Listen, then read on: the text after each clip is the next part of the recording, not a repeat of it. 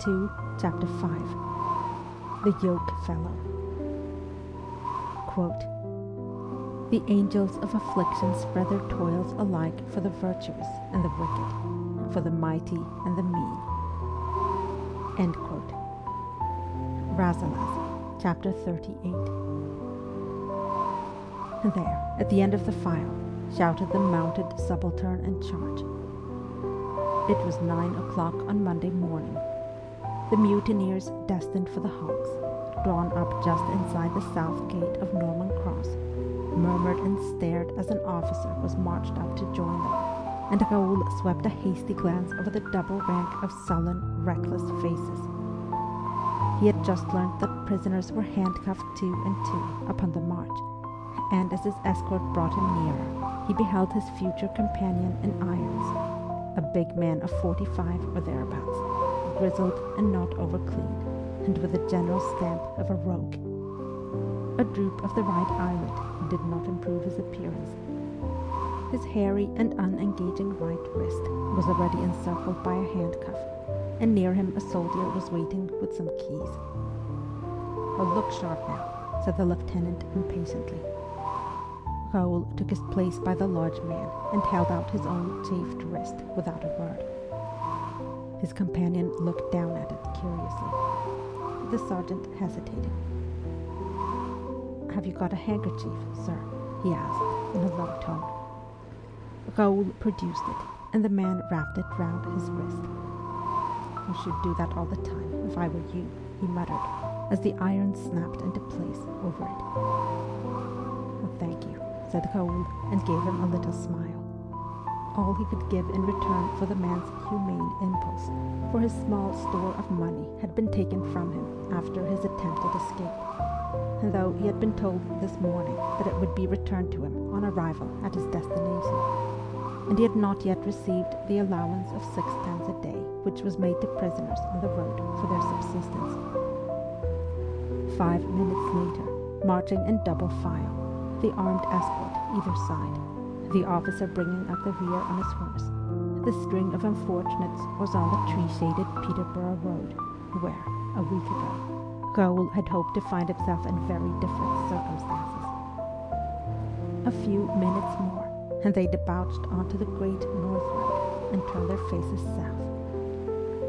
And there was life and traffic here. It was strange to see it once more. And they had not gone very far upon its excellent surface before a coach passed them laden with passengers.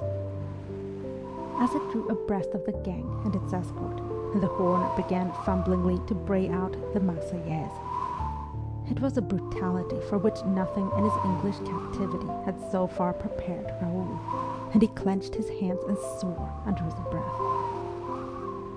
"Quite a pretty attention," remarked his comrade, speaking for the first time in a husky voice. "They don't play it very well, though." "Oh, it is an abominable thing to do," said Raoul between his teeth, as the derisive strains died away in the distance, and nothing was heard for the moment but the dull tramp of more than 80 feet. The man to whom he was handcuffed laughed. "Oh, for me, I've heard that air too often to care who plays it. You are too sensitive, Captain. That comes of being an officer. And speaking of that, I ought to feel honored to share this with you." He gave the short bit of chain a little shake. "I don't suppose you could return the compliment, though. I'm not exactly a dandy, am I?" "Oh, but I should not feel flattered, even if I were tied up with soot or Masséna," responded Raoul. "On the other hand, you and I have both fought for the Emperor, and we have both known captivity and misfortune, so there's not much to choose between us." His companion gave a hoarse laugh.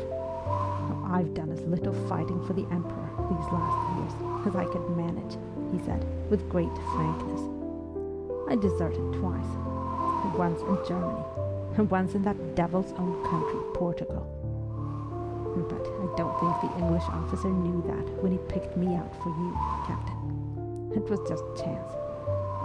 And I can tell you this, that you're lucky not to be coupled with a sailor, for they don't understand that, and to a soldier, once an officer, always an officer, and they treat a broke parole just as one of themselves. You'll not have to complain of that sort of thing from me, at any rate, mon capitaine. Oh, thank you for the assurance, returned Raoul rather dryly. And, in any case, let me tell you that I'm not a broke parole. What is your name and regiment? You'll excuse me, Captain, said the man with a grin, if, in the circumstances, I don't tell you my regiment. My name? Well, I'm always called Serene. I'm from Lorraine. A little farther, and he was inquiring quite respectfully, and in fact admiringly, about his companion's frustrated escape. And they'd all heard about it, of course, in their caserne. The captain had had hard luck indeed, and though not so hard as if the sentry had died. At one time, it was reported that he himself was dying from the effect of the blow on the head. Raoul assured him that this had never been the case, and that, though he still had to wear a bandage, the wound was nearly healed. He did not add that to him the chief disadvantage of this adornment, and besides adding to the conspicuousness already conferred upon him by his rank and bright uniform, was that he could not wear his tight-fitting shako, but must march bareheaded for the present. At the village of Stilton, they quitted the Great North Road, turning off to the right and making for the Northampton main road through a network of minor roads and lanes. At their first halt, Raoul discovered the composition of the party. There were 32 prisoners, a guard of 8 men, a sergeant and a corporal, and the officer in charge, one Lieutenant Hunter. Besides these, there was the conductor, whose business it was to ride on ahead and make arrangements for the billeting of the men for the night in some barn or outhouse, and to pay them their allowance of 6 pence a day. With such affairs, the officer in charge had no concern. His business was to see that no prisoner escaped en route, and he looked as if he would carry out this duty all the more efficiently, and that he plainly had no fancy for journeying to Devonshire in charge of what amounted to a gang of convicts. Yet, life at Yaxley must have been monotonous enough. For Raoul, at least, and despite a slow, unhurried progress and frequent halts, Thrapston village on the Northampton road, where they were to spend the night, was not attained any too soon. To a man not long out of bed, it had seemed a portentously lengthy 12 miles, which Saint-Louis had informed him was the usual day's stage. And indeed, and though he did not know it, it had been nearer 15. Raoul had rather liked the narrow lanes, for they seemed to hold out better prospects of escape than the turnpike road, and in one he had seen belated primroses. But, as it happened, they were never afterwards to engage in such byways. At Thrapston, they were shepherded into a large barn, which had been engaged for their occupation, and, to Raoul's relief, were unshackled for the night. He had already been speculating as to his reception at the hands of his fellow prisoners when they were removed from the constraint of their guards. Once shut into the great dusky building, they were not allowed a light. He soon discovered what it was to be. They began by exhibiting an ironic and exaggerated respect, which was in itself insulting. Such cries resounded as, "A room for the officer," "Make way for the captain of hussars," "Now, you wretched linesmen and sailors, out of the way, here comes the cavalry." "Or will the general condescend to sit on this here top?" Raoul declined, and taking as little notice of their facetiousness as might be, went and sat himself down on a heap of turnips in a far corner, and tried to tear his attention away from this stupid mockery and to the wonderful thing that had happened to him on Saturday, which, indeed, had been with him ever since, like a sustaining hand. He might be miserable, but he was, unbelievably, blessed as well.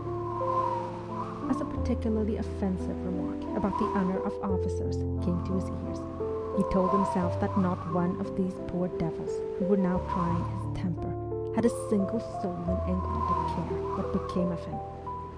Oh, but he... Once again he was sitting on that bench. Once again he heard her voice, so deeply stirred, felt her agitated hands, and then, miraculously, her lips on his brow, like the kiss of a saint, which he should have received on his knees. For he had no illusions about the feeling which had inspired it, and so might Adrienne have kissed him, had she seen him then. But he was recalled from that mental place of refuge to the realization that the disorder in the barn was growing, and that, for the sake of the future, it was time to put a stop to it, if he could. "Oh, look here, my man," he said, suddenly emerging from his dark corner. "Do you imagine that the English sentinels outside are gaining a very favourable idea of what the Emperor's soldiers are like? Because I do not." "How what? Not if they see us in our beautiful new uniforms, you and me, Captain," mockingly inquired a scarecrow figure, lurching up to the young man and bringing his rags into juxtaposition with a smart silver grey. "We were soldiers once. We ain't even deserters now," growled another voice. "And most of us never was soldiers," observed a privateersman, and added, "Oh, thank God," on which there was a nascent scuffle. "Oh, at any rate, we are all French here," went on Raoul, making his voice heard with some difficulty. "It is not that I want to claim any superiority over you, or any right to your obedience because I'm an officer, for I'm only, like each of you, a Frenchman in misfortune." "How but you brought your misfortune on yourself, Captain, by breaking your parole," put in someone quickly. "Well, you wasn't in misfortune before that, like us poor devils, for no fault of our own, but living on the fat of the land in a fine house, and free to go where you liked, along of being an officer." Raoul kept his temper. "How am I to persuade you, monsieur, that I did not break my parole?" "How, not very easily," sniggered the same speaker. "For if you didn't, why were you sent to prison?" "Begging your pardon, of course, for the liberty, General." "I was sent there because an enemy bore false witness against me," replied Raoul succinctly. "I will swear that by anything you please. You have therefore no reason for treating me with disrespect, and so giving the English a handle against the Emperor, and for that is what you are doing by this behaviour." A voice declared that the Emperor would feel this burden very little, having enough on his hands without it. And then a prisoner of a waggish turn suggested, "Oh, hasn't the captain got a demoiselle? For sure he has, a handsome hussar like him. Let him swear by the white hands of his demoiselle that he is not a broke parole, and I, for one, will believe him." The idea caught the unruly assembly. It seemed an odd and not very suitable way of asserting his position and his innocence, and he had no demoiselle. But surely Miss Forrest, who had been so heavenly kind, would lend him her white hands, in thought. So he swore, thinking of them again as they had touched him, and no doubt he swore with fervour. The shadowy, wolfish crowd acclaimed him, and the same wit who had proposed the ceremony struck up, with bitter and calculated irony, the marching song à la première auberge, and the rest roared out the refrain. "Compagnon, dites-moi donc, dites-moi donc, dites-moi donc, si les demoiselles sont belles, où nous allons." And then, with an odd mixture of bravado and respect, they asked the captain if he would sing them a soldier's song, just to show that there was no ill will. So Raoul, seated on the tub, sang them, after a moment's thought, the old air, charming and a little wistful, which had floated round the campfires of Louis XIV and many a leaguer since. Au jardin de mon père, les lauriers sont fleuris. Au jardin de mon père, les lauriers sont fleuris. Tous les oiseaux du monde vont y faire leur nid. Auprès de ma blonde, qu'il fait bon, fait bon, fait bon. Auprès de ma blonde, qu'il fait bon dormir. And they took up the chorus till he came to the 7th verse. Dites-nous donc la belle, où donc est votre mari? Dites-nous donc la belle, où donc est votre mari? Il est dans la Hollande, les Hollandais l'ont pris. Auprès de ma blonde, qu'il fait bon, fait bon, fait bon. Auprès de ma blonde, qu'il fait bon dormir. Il est dans la Hollande, les Hollandais l'ont pris. Il est dans la Hollande, les Hollandais l'ont pris. Que donnerez-vous belle pour avoir votre ami? Auprès de ma blonde, qu'il fait bon, fait bon, fait bon. Auprès de ma blonde, qu'il fait bon dormir. Que donnerez-vous belle pour avoir votre ami? Que donnerez-vous belle pour avoir votre ami? Je donnerai Versailles, Paris et Saint-Denis. Auprès de ma blonde, qu'il fait bon, fait bon, fait bon. Auprès de ma blonde, qu'il fait bon dormir. Je donnerai Versailles, Paris et Saint-Denis. Je donnerai Versailles, Paris et Saint-Denis. Le tour de Notre-Dame et le cloche de mon pays. But before he could finish the remaining stanza, someone burst out with a tremendous oath, and Raoul, looking round in surprise, saw that it was his yoke-fellow Louis, who had taken no part in the previous altercation. Oh, no more of this, comrades, or one will play the crybaby. Who wants to be reminded of the clocher de son pays here? Besides, you should remember that a few days ago the captain bayoneted a sentry, which none of us had the pluck or the luck to do, and had his head cut open in doing it. You might give him the chance of getting a little rest and sleep, you blank blank. Agreed, chorused the now quieted audience. We will all go to sleep. And they dispersed at once to divide the straw which had been thrown into the barn for them. And one meek-looking little man with a lisp, who, as Raoul afterward discovered, possessed a most murderous disposition, came up to him with tears in his eyes and faltered. Oh, you sing like an angel, mon capitaine. Ah, my poor wife, at Lune de Saulnier, and does she ever think of me like that, I wonder? And 10 minutes later, Raoul himself was lying in a corner on a double pile of straw, fenced off from the rest by 2 hen coops and an old trough, which Louis had discovered and placed in position. The march, however, had tired him so much that for long he could not sleep. And persistently there came into his mind the memory of that winter night before the Battle of the Gibora, when he had lain with his men in a barn in Estremadura, much like this. But they were his own men, and the morrow had brought that victorious charge, for his share in which he had been mentioned in the order of the day, had got his promotion, and very nearly the Legion of Honor, too. Now he was merely one of a gang of malefactors going to a living death. On the other side of the hen coops, Louis snored like a pig. Another man was cursing steadily in his sleep, and the smell of unwashed humanity and its garments was increasing in volume.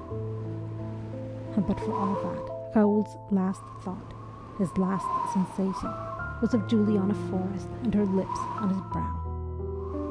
And to whatever depth he was henceforward to sink, he would always have that memory, that seal.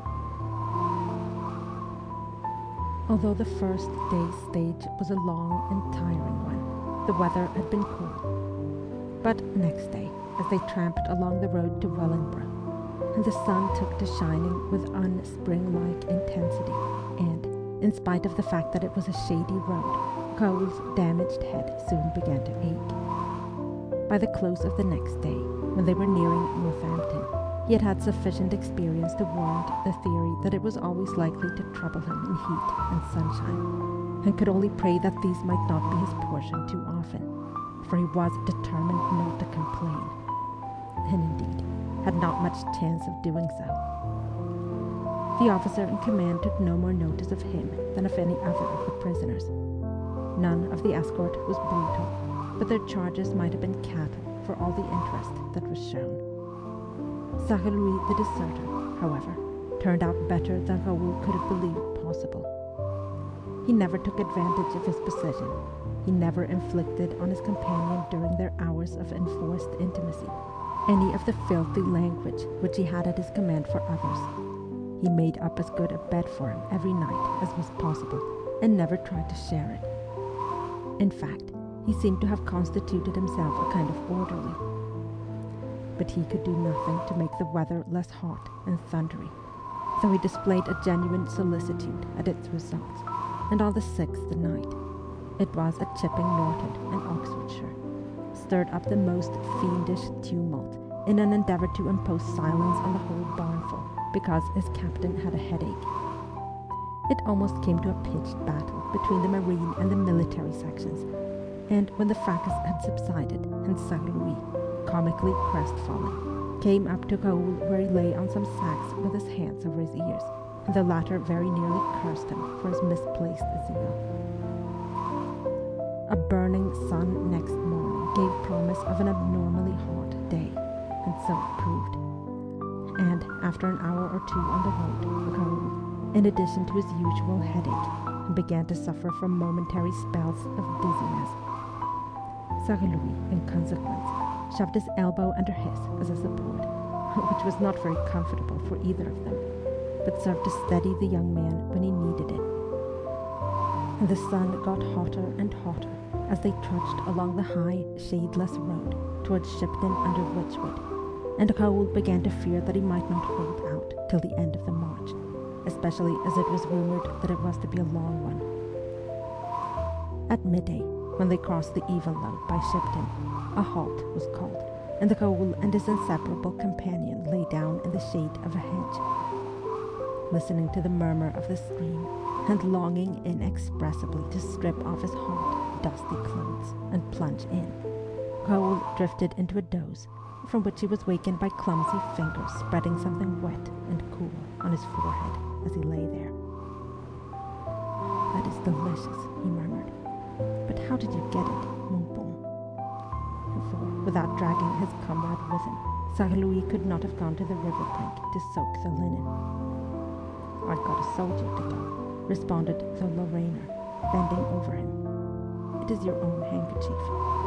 Mon capitaine, report yourself now to the officer and fall out. And you will not be able to go much further, I think. You are as pale as a winding sheet." "No," said Raoul, with his eyes shut. "I'm not going to do that. And how could I fall out? We have to go on somehow, mon vieux, until we arrive." "I fell out once in Portugal before I deserted," observed Saint-Louis, lying down beside him again. "But my God, that cured me of doing it for a bit." "You got into the hands of the country people, or the guerrillas, I suppose. If so, you're lucky to be alive to tell it." "Agreed," said Saint-Louis. "Since you're indisposed, I will not tell you what they did to my companion. My faith, every time I thought of it for days afterwards, when I was hiding, I would bring up what little food I had managed to put into my belly. But if one got away here," he went on, musingly, "the country people are not like that devil spawn of Portugal and Spain. No, not at all, I think. Oh, name of a name, is it time to go on again already? Oh, wait, I'll help you up, mon petit capitaine." It was Sunday, and the bells were ringing for afternoon service in the great church of Burford as they came down the hill into the little town. But by the time that they were climbing up the wide, steep street out of it again, other bells seemed to be ringing in Raoul's head also. They had all thought that they were at least going to halt in the old wool trading centre, which, indeed, by mileage, should have been the end of their day's tramp. But, presumably because it was church time, Lieutenant Hunter would not allow it, and they pushed on up the hill, the escort as much discontented as the prisoners. And when they were up, they were ordered to proceed along the turnpike, which made for Northwood and Cheltenham, instead of taking the road which made more directly for Cirencester by way of Aldworth, the officer trusting, apparently, to come upon the turning to this later on, whereas they had already passed it, just outside Burford. Neither Raoul nor Saint-Louis was, naturally, aware of this fact from his own topographical knowledge, which was nil. But the nearest member of the escort, who happened to have observed a signpost, was grumbling under his breath, and Raoul understood the reason only too well. And they were going miles out of their way, and would either have to retrace it, or plod along as far as Northleach and then turn south. And the road still went, though less steeply, uphill, and the sun was hotter than ever. Right and left stretched the great Gloucestershire fields, fading into miles of distance. Down on the right, green and inviting, but not for them, was the valley of the Windrush from which they had just ascended. I will not give in, declared Raoul to himself, but he kept stumbling. "Your head going round again?" inquired Saint-Louis in his husky tones. "I would put an arm round you if I could, a devil knows. Hola, Englishman, cannot you give the officer an arm?" he said over Raoul's head to the grumbling soldier next the latter. "Oh yes, if he will carry my musket and pack," retorted the militiaman, soured by his geographical presentiments. Saint-Louis shrugged his shoulders, and Raoul set his teeth and half closed his eyes. They passed through a double belt of trees, which was a slight relief. But when they came out into the full glare again, he felt quite sick with vertigo, and his brain seemed to be hammering at his skull. The soldier by his side muttered savagely, and far from encouragingly, "Going on like this all the way to Northleach, I suppose, 8 or 9 mortal miles, before he finds out that we have passed the blank turn." However, he was saved that test of endurance, for about a quarter of a mile farther on, the young hussar captain by his side suddenly swayed violently and pitched forward in the dust, though his fall was broken by his companion, whom he all but dragged down with him. The end of the column immediately stopped. The officer, looking annoyed, came riding forward from the rear, dismounted, and stooped over the fallen prisoner. "Undo the irons," he said curtly to the sergeant. "What damnable nuisance, this. Where can we get water?" He himself was unfastening Raoul's collar. "There's an inn just ahead, sir," replied the sergeant, preparing to free Saint-Louis, who was kneeling in the road beside his prostrate comrade. "In fact, we're almost there." And no doubt his own thoughts were suddenly gilded with the prospects of another beverage than water. It was true. Although it stood on the highway, the great elms hid the new inn until one was within a few yards of it. But there was no doubt about its presence, low, grey and solid, with attendant barns and orchards behind it. Saint-Louis, now on his feet, signified that he could carry his captain so far. Assisted by the sergeant, he got the insensible Raoul up and over his shoulder, and they moved on again. By the time that the head of the column, with its shuffling or its military step, had come abreast of the new inn, the whole personnel of that establishment was collected outside. Seeing that there was a wide, low wall in front, Saint-Louis carefully deposited his burden thereupon and asked for water, which request was also repeated more intelligibly by English voices. However, the motherly-looking landlady, after one glance at the young man with the bandaged head, lying so limply upon her wall, said to the world in general, "You bring him inside at once, this way, and I'd like to know what you soldiers has been doing to him." And before the officer at the far end of the throng filling the road could either give or withhold his consent to this move, Saint-Louis had picked up the still unconscious Raoul with surprising ease and celerity, and was following the speaker in. Mistress of the situation, she preceded him through a passage and into a large parlour. "Lay the poor boy there," she said, indicating an enormous sofa under the geranium-filled window. "And, as I say, whatever have they been doing to him? Marion, fetch some brandy." She bent over Raoul and began to rub his hands. "Oh, look at this wrist now." and then finding the room filling up behind her back. "Now, I don't want all you soldiers in here, thank you. Out you go. What do you suppose the poor fellow can do, laying here like this?" No, Raoul could do nothing, except unintentionally give an opportunity to a very astute philanthropist. By the time it became any one man's business to see what Saint-Louis was about, the Lorrainer was nowhere to be found. The hurly-burly which ensued was the first thing that greeted Raoul when he opened his eyes again, but all the commotion was in vain. The deserter must have slipped out of the room unobserved, left the inn by a back way, raced down through the sloping orchards, and perhaps swum the windrush at the bottom, and was either lying perdu or running for his life through the lonely Cotswold uplands. It was unlikely that without money or much of the English tongue, he would retain his freedom long, but at any rate he had snatched it now, and together with Raoul's only possession of value, his watch. The officer, naturally, was furious over the business. He accused Raoul of having known of the project and feigned collapse in order to get the chain unfastened. Raoul, sitting bewildered on the horsehair sofa, and really more dizzy than before, with a different kind of dizziness, from the quantity of brandy which the kind landlady had poured down his throat, could only shrug his shoulders. He did not much mind what was said to him, provided only that they did not start along that road in the sun again. Mercifully, they did not. Lieutenant Hunter, who had by now discovered his mistake about the route to Cirencester, and decided to go no farther that day. And, indeed, the 12 miles had already been considerably exceeded. Very ill-temperedly, thinking no doubt of the similar arrangements already made by the conductor along the Aldworth road, he settled with the mistress of the new inn to quarter his charges for the night in one of her barns.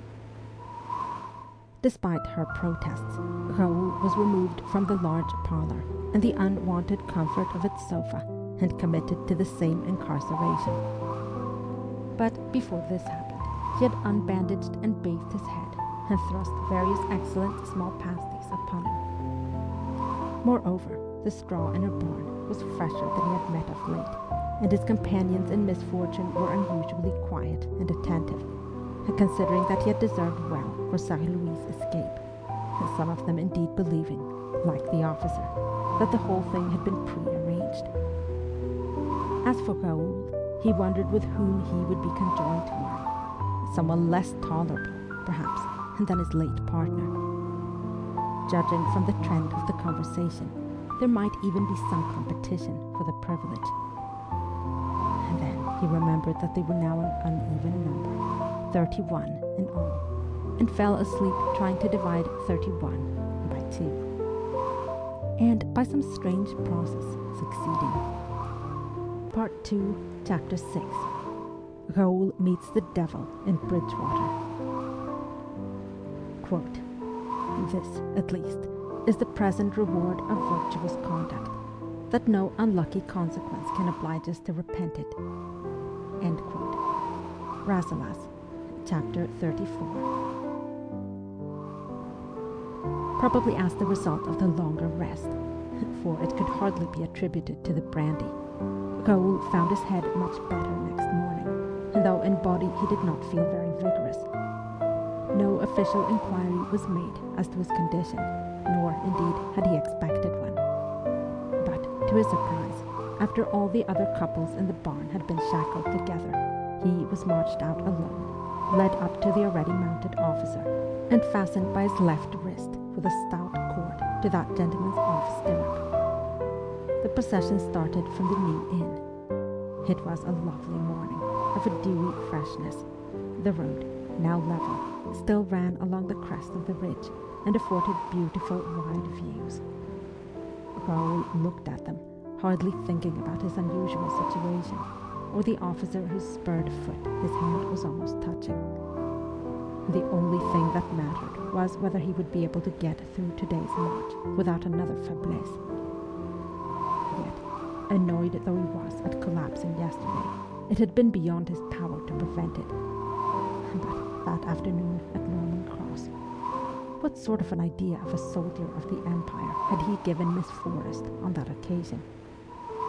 He had ever since been acutely ashamed of his unmanly display, and yet it was possible that but for it he would never have received from her that angelic assurance of compassion.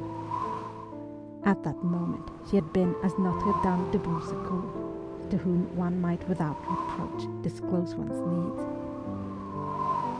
But since that day no man, at any rate, had seen him show the white feather, nor was any man going to. They had gone perhaps a couple of miles in silence when Lieutenant Hunter said suddenly, "Well, take hold of the stirrup leather." And as Raoul, surprised, looked up at him, he added, just as abruptly, "Well, that will help you along, won't it?" "Well, thank you," said Raoul, and moving his hand a little, gripped the taut thong. Silence descended for another half-mile or so, and then the rider demanded, "Well, how did you contrive to time your swoon so well yesterday?" "One hardly times those events," replied Raoul with a little frown. "Oh, it was suspiciously near the inn, however. If that ruffian had not carried you in there, he would never have got away." "I knew nothing of any inn," replied Raoul briefly. "I went on as long as I could, that is all." "We have a long march before us today," was the next observation. "Oh, I assure you that I shall not fall out again if I can help it," responded the tethered young man. Then he added politely, "This stirrup leather will be a great assistance to me." The officer said nothing, and Raoul returned to his reflections. The lieutenant could hardly continue to believe in his collusion with Louis if he were to tell him, which he did not mean to do, of the episode of his watch, the absence of which he himself had not discovered till this morning. Yet, after the first shock of disgust, he could almost wish the thief luck of it, for his compassion had been as genuine as his opportunism, and, as the English said, one could not make a silk purse out of a sow's ear. But the loss was more than pecuniary and inconvenient, for the watch had been his father's. What would his father say if he could see him now, tied up to an enemy's saddle? And probably that it was the fitting reward for serving a parvenu like Bonaparte. And pauvre père, he would be terribly upset. Luckily, he could not see. He believed his son to be in prison, it was true, but only because the privilege of parole had been temporarily withdrawn for a time. A fiction which Raoul had hoped his family would not discover to be such. Of his latest misfortune, they were as yet ignorant. He supposed it would have to be broken to them somehow. Here the saddle above him gave a creak. He felt fingers about his wrist, and, turning his head, found that the officer was stooping. "The cord is not loose, not at all," remarked the prisoner. "I was feeling if it were not, on the contrary, too tight," responded the rider, as curtly as ever. "Were you in irons at Norman Cross before you started?" "Yes, for 3 days." "Oh, I thought so. Why is your hand bleeding now?" Raoul looked at it. "From my own carelessness, I expect. I must have scratched it against your spur." "I'm sorry," said the officer with extreme brevity, and the conversation dropped once more. On the whole, Raoul did not regret this. He could better devote his energies to the business in hand, getting the Cirencester. He certainly did not regret that he had the stirrup leather. Northleach at last, and a halt. The officer dismounted and went into the inn yard, while Raoul hastily threw his arm over the saddle and, leaning against the horse, stared very hard at the fine old church in front of him, round whose pinnacled tower the Swifts were holding their aerial games. Je donnerai Versailles, Paris et Saint-Denis. Je donnerai Versailles, Paris et Saint-Denis. Le tour de Notre-Dame et les cloches de mon pays. Auprès de ma blonde qu'il fait bon, fait bon, fait bon. Auprès de ma blonde qu'il fait bon dormir. And the officer came out again, followed by an ostler leading a saddle horse. I'm going to mount you as far as Cirencester, he said shortly to Gawain, and began untying the cord. You are very kind, sir, said the young man, greatly surprised. But though I would willingly do so, I've no money to pay for the hire of a horse. The transport board must do that, replied the lieutenant, if they give me men to conduct who are not fit to march. And Gaul got up, thankful for the indulgence, whatever were the officer's motive in granting it. He had not been across a horse since the day of Salamanca, when his own beloved Bayard had been killed under him.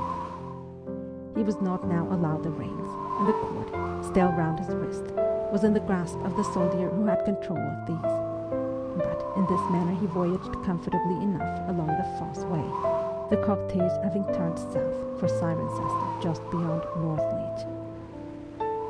Prisoners and escort alike were tired when they got there, and Raoul felt rather ashamed of the privilege of being mounted.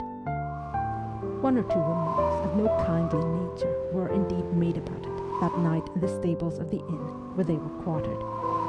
Next morning, therefore, he got hold of the sergeant when he entered to put on the fetters of the rest, and said that if the officers were thinking of procuring a horse for him that day, he was deeply grateful, but that as he was now quite recovered, he would prefer to go on foot like the others. So he was once more attached to Lieutenant Hunter's stirrup, but as this operation was carried through, not outside a lonely inn, but in the middle of busy Cirencester, it attracted some attention and comment. The officer's brow was like thunder, and Raoul himself did not much relish the publicity of it. And the charger, and possibly too well supplied with corn in that hunting centre, was unusually mettlesome after they had started, which, though it occasioned no particular disturbance to his rider, was once or twice distinctly uncomfortable for the prisoner, and a shade ignominious as well. He was obliged to hold tightly to the stirrup leather to prevent sudden drags of the cord upon his wrist. "Be quiet, you brute!" exclaimed Lieutenant Hunter in extreme exasperation, as a wilder plunge almost took Raoul off his feet. "I'll teach you to play the circus horse." And by a very liberal use of the curb, he did succeed in subduing his steed, so that by the time they were out of Cirencester, the animal's behavior had become normal again. But his rider's temper had not. "What is the thrice damned nuisance, having you strung on to me like this?" he observed angrily to Raoul, as though it were an arrangement forced on him by the latter, and Raoul was moved to retort dryly that it was no source of enjoyment to him either. And then, after a quarter of an hour's complete silence, Mr. Hunter electrified him by saying abruptly, "I suppose you gave me your parole of honor and marched free." "My parole!" exclaimed Raoul. A slow flush burned his face. "How would you take it? I'm supposed to have broken it once." "I know that," snapped the officer. "No, I've no right to take it, and if you break it, I shall get into the deuce of a mess. Perhaps that consideration might have some slight weight with you." "No, not in the least," was the young Frenchman's unexpected reply. "My parole, once given, does not depend on considerations." Lieutenant Hunter looked down at him, and then gave a short laugh. "Upon my soul, if you really have those sentiments, then—" Raoul reflected. Tied up or chained up, he had no more chance of escaping than if he were inexorably bound by his word, and by one method or the other he must obviously be secured. Moreover, he had never seriously contemplated an attempt to escape during the day, surrounded as he was by an armed escort, and clad in his very noticeable uniform. But he still hoped that there might come a night. "I will give you my word of honor to make no attempt to escape on the march," he said. "Ah, you intend to make off during the night, then?" "I don't say so," replied Raoul. "But I do say that if you also require my parole for those hours when we are all unfettered, you're putting too high a price on the privilege you offer. I will give you my promise for the daytime, and thank you for the courtesy, but otherwise I must refuse it." "Well, I suppose I must be content with that," said the lieutenant. "You definitely engage, then, to make no attempt to escape during the day on the march?" "I give you my most solemn word of honor not to do so," replied Raoul, looking straight up at him. "Very good," said Mr. Hunter, and lost no time in acting on this assurance. He withdrew his foot from the stirrup, pulled up the iron, and cut the cord with a penknife. "At the next halt I will tell the sergeant about you, and you may march where you please in the column. For the present, however, you had better stay here." Raoul thanked him. He was puzzled by this treatment. He had made not the slightest attempt to work on the officer's feelings, and after the affair of Saint-Louis had been fully prepared for harsh dealing. Nor did the lieutenant's manner to him suggest leniency. Yet first he had procured him a horse, and now was extending to him an indulgence that Raoul had never dreamt of, and which might very well get its originator into trouble if it ever came to be known. He concluded that Mr. Hunter must dislike his society so much that he was willing to go to any lengths to be rid of it. Yet surely, in that case, he could have had him tied up to one of the escort, since regulations declared that he had lost his status as an officer. "You're welcome to my stirrup leather still, if you wish," said the object of his surmises presently, and Raoul, thanking him, took it again, not wishing to appear churlish. And now that Mr. Hunter no longer had him on the end of a string, he seemed to have a weight off his mind also, and became a little more talkative. For the first time addressed him as captain, inquired about his military experiences in the peninsula, and expressed regret that he himself had not seen service there. That day's stage and the next were designedly short ones, and this fact, together with his having had a mount and the absence of hot sun, worked a remarkable change in Raoul's physical condition. He was no longer giddy, nor did his head ache. Indeed, he was soon feeling positive benefit from the open air and the exercise which had been denied him at Norman Cross. But all the while he and his companions were proceeding steadily nearer to their doom. At Chilcompton, 8 men made a determined effort to escape after dark. Raoul, as it happened, knew nothing of this design, and thinking it over afterwards, he suspected that they had been careful to keep it from him. For since he had been paroled, they had shown a certain jealousy and suspicion of him, though they had never been openly disrespectful after the first night at Thrapston.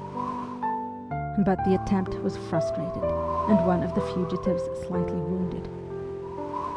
Raoul himself still cherished the idea of escape during the night, but he intended his attempt, when he made it, to be successful, and so far he had seen no really good opening. He was mentally hampered as well by a perfectly illogical feeling that his escape would be a poor return for Lieutenant Hunter's indulgence. He knew that this was a ridiculous scruple, yet he almost wished, sometimes, that he had not accepted his offer. But the days went on. Bath, Wells, Glastonbury were behind the Pilgrims, and soon they would be in Devonshire itself, and the picture of the hulks began to loom more and more blackly. Raoul was not going tamely to them without one final throw for liberty, whatever it cost, when the chance came. It did come on the 15th day, but not as he had expected. They had just marched through Bridgewater, and were going to make their prolonged midday halt about half a mile on the farther side of the town, when Raoul, discovering that he had lost his one remaining pocket handkerchief, asked the lieutenant if he might go back into Bridgewater and buy one. Mr. Hunter readily gave him permission, warning him, however, to be back in 3/4 of an hour, and Raoul walked off, unescorted, as in the days of Warnfield, which now seemed so remote. Merely for the pleasure of feeling free to do so, he spent some time in the little linen-draper's shop, although they were out of pocket handkerchiefs. "You're a foreigner, surely," observed the apple-cheeked old Somerset woman, looking at his uniform, and Raoul admitted it. "And where be gwine to?" she asked, evidently not having been among the inhabitants who had turned out to witness the passage of the gang a little before. "To the hulks, mother," replied Raoul. "I'm a French prisoner." The old lady lifted up her hands and exclaimed in horror, "Oh, my dear soul, you, so comely as you be, to one of they terrible places. Jan, do we hear that?" she called out to someone behind, and Raoul had a momentary glimpse of a bearded man in a jersey before he bade her farewell and left the little shop. He had still, he saw by a clock, plenty of time, and strolled about the town a little, not unnoticed by various small boys. Just by an old inn whose carving interested him, he felt a touch on his arm, and turning, saw the bearded man of the linen draper's shop, with a companion of the same type. "Us do want a word with thee, sir," he said in a low voice, and impelled by curiosity, Raoul went with him a little way up the alley at the side of the hostelry. "Us do belong to Minehead, sir," continued the bearded one, "and our boat be here to the quay, and with tide wind down and wind astern. It is only a matter of 5 miles down the Parrot any day." "The Parrot? 5 miles? What on earth do you mean?" asked Raoul, bewildered. The bearded Jan approached still nearer. He smelled of ropes, tar, and a little of fish. "Bain't he French officer, and don't he want a boat to the coast, and no questions asked, lying snug under a spare sail?" His eyes twinkled suggestively. Raoul stared at him as if he were the serpent compounded with Eve. I can't," he said slowly, turning rather pale. "I've given my word not to escape." "Then the more fool you, asking your pardon," observed the other man. "Oh, come now," said Jan coaxingly. "Once you'm out of they crazy clothes, and we a jersey on your back, who's to say a word to 'ee between here and Bridgewater Bay? And once in the Bristol Channel, speaking the tongue so easy like, you've but to work round the coast in a fishing smack or two, and in Mounts Bay, full of smugglers 'tis, you takes." No, said Raoul, backing away from the siren, on which the other took up the tail. "Is it money, sir? Us can see you'm a gentleman, and us would trust thee till such time as—" "Oh, for God's sake, don't tempt me like this," cried poor Raoul, and pushing him off, literally ran out of the alley, and made as fast as he could along the street, so fast that a spectator might have thought he was really absconding. And then he remembered that he had not bought his handkerchiefs. He went into another linen draper's, where he had to wait before he could be served, so that, when at last he came in sight of the encampment by the roadside, he saw signs of activity, and deduced that he had exceeded the time allotted to him. He quickened his steps once more. A boat, the river, the Bristol Channel, only 5 miles away. Oh, if only he could, if only he could. It was a cruel vision, and he felt that it was going to haunt him. He came up to the group in the road, but his head was too full of where he might have been to observe the expression on the face of the sergeant as he called out to Mr. Hunter, already in the saddle. "Here he is, sir." "Am I late, sir?" inquired Raoul. "I'm extremely sorry." And then, like a thunderclap, comprehension came to him. They were surprised to see him at all. "I understood that you had accepted my parole," he said in a hard voice, looking very straight at the young man on the horse. Yes, that is... Oh, damn it, there's been some misunderstanding," stammered Mr. Hunter. "Fall in," he said sharply to the men, and then swung off his horse and approached the Frenchman where he stood stiffly in the road, clutching his little parcel rather tightly. "You must forgive me, but I thought... And when I heard that you'd been seen talking to a couple of sailors..." "You sent a spy after me, then?" "I told the sergeant to follow you."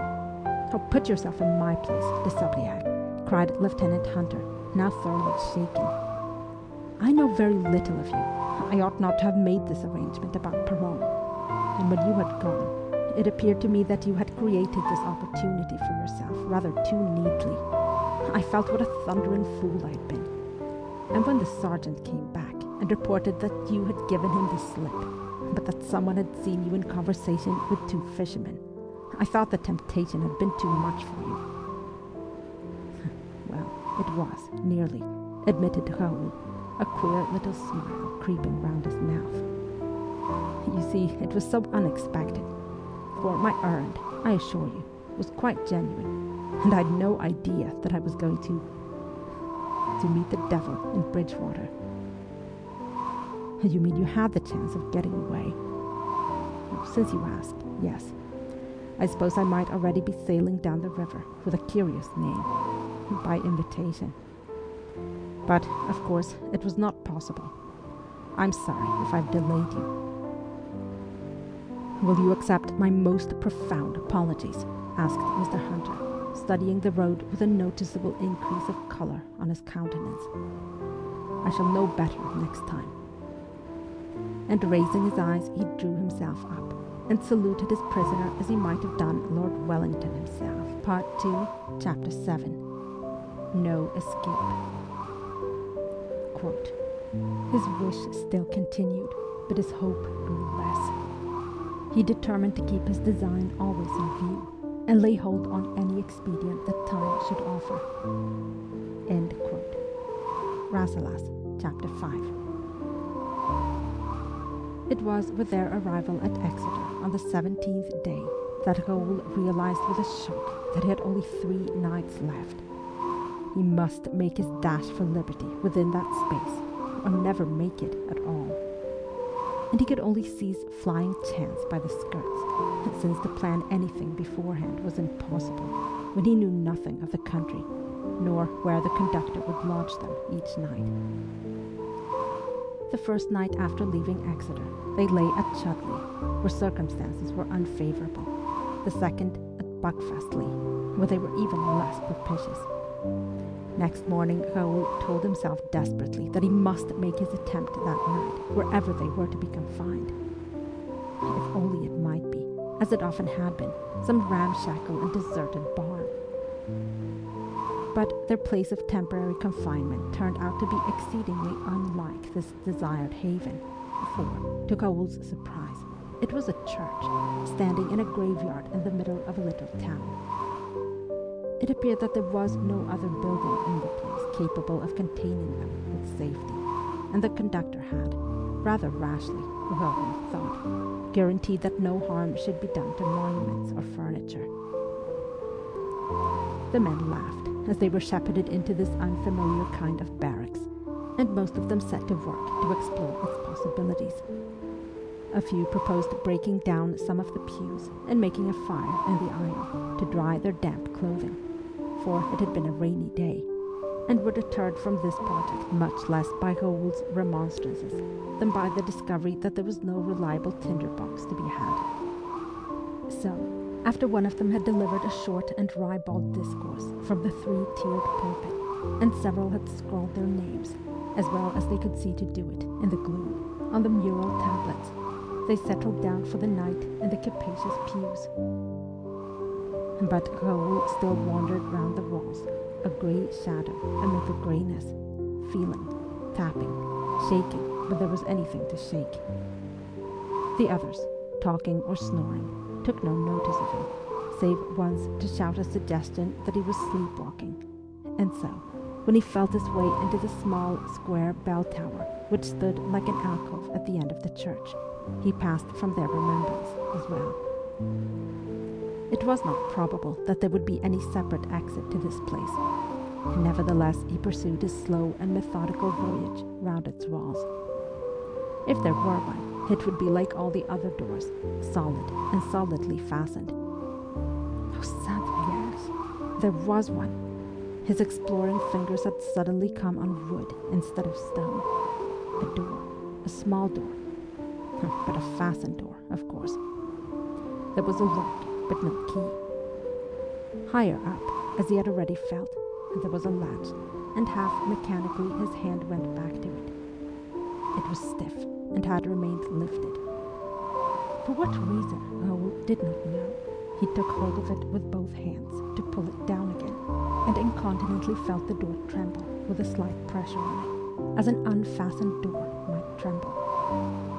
Impossible. But he pulled harder towards him, and with only a little reluctance, the door followed the pull. It was not fastened. The sweat started out on the explorer as he stood there, the fingers of his left hand stealing round the edge of the little door, the others still on the latch.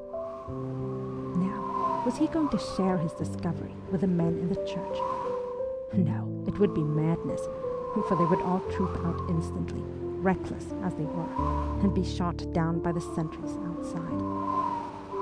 On the other hand, ought he to monopolize this startling opportunity? At any rate, he would not summon the others yet. He would slip through and reconnoiter first. The next moment he had done so, and was moving cautiously along the outer wall of the church, his heart beating almost to suffocation. He had known that he should find no moon, but for all that, it was much lighter outside than he had realized, disconcertingly light. Every tombstone was more or less visible, and he certainly would be. He stopped. It would be better to return to the church and wait a little. Oh, too late. Here was a sentry coming round the bell tower. He was already between him and the little door. Raoul slipped past the next buttress, and then dropped to his hands and knees and crawled, and thus progressing among the tombs, this time at right angles to the building, had the satisfaction of getting almost to the cover afforded by a large upstanding family monument, when, without the slightest warning, a bullet splintered into it just ahead of him, knocking chips of stone in all directions. Most disagreeably surprised and startled, and paying no heed to the belated shout of "Halt, or I fire," which now reached his ears, the fugitive then took the perilous course of springing to his feet and running. In another locality, the course might have been a sound one, but a graveyard is no place for a twilight sprint, and so Raoul found. Before he could pick himself up from the flat tombstone over which he had tripped and fallen headlong, a sentry was on him, his hands at his throat, and in an incredibly short time was joined by another as zealous as himself. Indeed, the vigorous fight which the recaptured prisoner put up was less for liberty than to save himself from strangulation. In the end, breathless, disheveled, bruised, and generally rather limp, he was taken back through the little tower door, which had meanwhile been discovered and guarded, and thrown into one of the high, roomy pews. Shouts, shot, and re-entry had roused the rest of the prisoners to excitement, which the soldiers, cursing the author of it, had now to quell. In the middle of the turmoil arrived Mr. Hunter, at whose advent it somewhat died down. He had ordered the little door to be nailed up from the outside, and the noise of hammering was already resounding when he unexpectedly appeared at the door of Raoul's residence, with a lantern-bearing orderly behind him. So unexpectedly, indeed, that he took its occupant by surprise, and found him still rather dazed and breathless, sitting in a corner with disordered hair and dabbing at a graze on his temple. "Are you hurt, de Sablière?" he inquired in an unemotional voice. Raoul instantly put away his handkerchief and rose to his feet. "Only my clothes, sir. I've no complaint to make." And the officer surveyed him for a second in the light of the lifted lantern. Some of the scarlet frocks had indeed been wrenched away from the breast of the grey dolman, and the high military collar was gaping after its departed hooks, while the red and white sash round his waist, some of its twisted strands broken and hanging down, was several inches away from the locality prescribed by the imperial regulations. "Did anyone outside tell you about that door, or help you in any way?" "No one, sir. I came on it almost by chance." "Very good," said Lieutenant Hunter, and withdrew. And 5 minutes later, when lanterns and clattering boots had gone, the church settled down to almost its usual nocturnal silence. aching and horribly disappointed, Raoul stretched himself out on the wide seat of the pew, with his head on a moth-eaten hassock. The high wooden walls of his retreat gave him such privacy as he had not known since he left Wanfield, and such as he certainly would not know tomorrow night. And finally he slept, undisturbed by the mice which ran over his legs. Opinions were freely expressed in the church next morning that the captain, after last night's exploit, would not be allowed to march free for this, the last day's journey. Even Raoul himself felt a little doubtful. But no, he was not to have any slur cast on his word now. Mr. Hunter made no reference to the occurrence, nor indeed did any conversation pass between them. Raoul walked in his usual place, unfettered and rather disheveled. It was raining slightly when they crossed the Earl, more heavily when they came to the Yell, and Raoul pulled his pelisse over his shoulders. One more of these beautiful free-falling rivers that Dartmoor sent as a message to the sea, and they would be in Plymouth. But before they crossed the Meary, they halted for the last time, in a spot being chosen, for the sake of shelter, where the road ran through a tiny wood. The rain, however, had ceased now, though the trees were dripping, and the air was hot and steamy. Raoul sat down at a distance from the rest on a fallen trunk. He was conscious of every leaf of his surroundings, for something warned him how often he would think of this day, and long for a road, even in the rain. He who had made such a poor use of last night's great opportunity, who could not bring off a successful escape, even when le bon Dieu had left a door open for him. As he sat there, his eyes fixed on some narrow ribbons of leaves, shining with wet and exultantly green, which poured themselves forth from between two mossy stones near him, he was suddenly aware of Lieutenant Hunter's presence. "But don't get up," said the Englishman abruptly.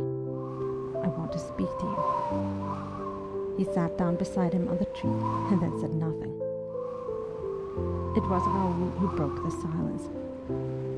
"What do you call that plant in English?" he asked, pointing. "Hart's tongue fern. The tongue of a deer, you know." "I thought we had better say goodbye now, de Sablière, while we have the chance." Raoul looked at him. "It is very good of you to say it at all, after last night. I'm sorry I put you to all that trouble. I hope at least that you'd not gone to bed." "No," said Mr. Hunter. "I shall always remember you and your consideration, sir," went on Raoul warmly. After all, it seemed to be he who was doing the leave-taking. "There was not much of that shown you last night, I'm afraid," muttered Mr. Hunter, with an eye on his prisoner's uniform. "I can't help wishing—" and there he stopped. "And that I'd never found that little door of mine," supplied Raoul, and looked at him with almost a twinkle in his eye. But Mr. Hunter, with his teeth in his lip, was mutely studying the wet grass between his boots. After a moment he took up the riding switch, which lay across his knees, and began to examine that in its turn with close attention. "You do not need to assure me, de Sablière," he said indistinctly, "but, whatever people say, you never broke your parole before you were sent to Norman Cross. I don't mind telling you that your behavior at Bridgewater has given me a better opinion of the French officer in that respect than I've ever had before." "Well, you could not give me a handsomer valediction than that," said Raoul, smiling. And apparently it was Mr. Hunter's valediction, for he now got up, and Raoul did the same. "You said the other day that you had someone working for your release, I think. I can heartily say that I wish him success." "Thank you," returned Raoul pleasantly. "I also naturally wish him the same." Still Mr. Hunter lingered, switching rather savagely at the Hart's tongue fern. "Oh, don't do that," exclaimed Raoul impulsively. "You see, it will be there tomorrow." Shooting a rather perplexed glance at him, Mr. Hunter desisted. "You make me wish that I could give you back what you gave me that day," near Cirencester, he said, colouring in a curious and as it were reluctant fashion. I mean, without the alternative. But it is too late now.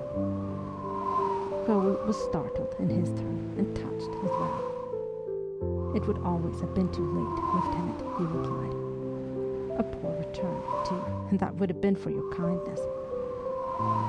Well, whether your friend succeeds or no, de Sablière, I should like to know when you leave the prison ship. It would be some compensation to me for having to take you there. Address me at Norman Cross, if you think it worth the trouble. And goodbye. He shook hands and walked towards his horse, and a few minutes later the whole convoy was once more in motion. Over the Meavy, through the streets of Plymouth with their sailors and their slatterns, and now in heavily falling rain. If only this, the last stage of the 3 weeks' pilgrimage, could have been prolonged a little. The hapless wayfarers did their best to spin it out, and they lagged and had to be admonished. To Raoul, that march through the breadth of Plymouth was like being in the grip of a gigantic hand, which slowly tightened and tightened. At last, they would come to the end of solid ground, for they were in a dockyard on a quay, where a guard of marines from the Hawks was already awaiting them. The conductor was with these, and he and Lieutenant Hunter formally made over their unhappy charges to the lieutenant in command of this party. "Why is that man loose?" demanded the latter, pointing to Raoul. "Because he is an officer, and I allowed him his parole, which he has most faithfully observed," replied Mr. Hunter. "You must know, sir, that there are no officers, and consequently no parole here," was the angry retort. "I'm to have him jumping out of the boat, I suppose. Tie him up at once." And in the twinkling of an eye, Raoul found his hands secured with naval thoroughness, behind his back this time.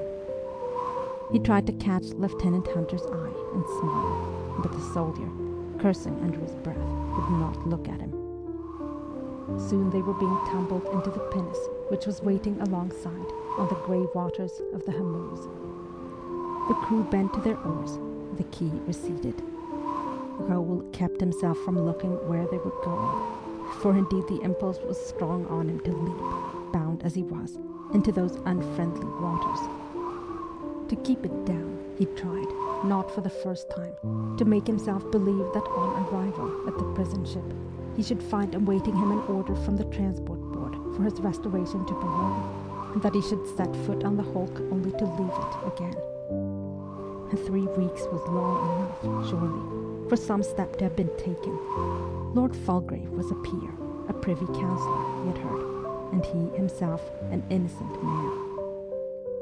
But when at last he lifted his eyes and had his first sight of the hulks, lying out in mid-stream like a string of giant blots on the water, his heart died within him. It was hard to believe that any good fortune could be waiting in those black sarcophagi. Yet every one of them had been in the past one of the most beautiful things that man has ever made, and the nearest to a living being. A full-rigged ship, splendid in majesty and motion.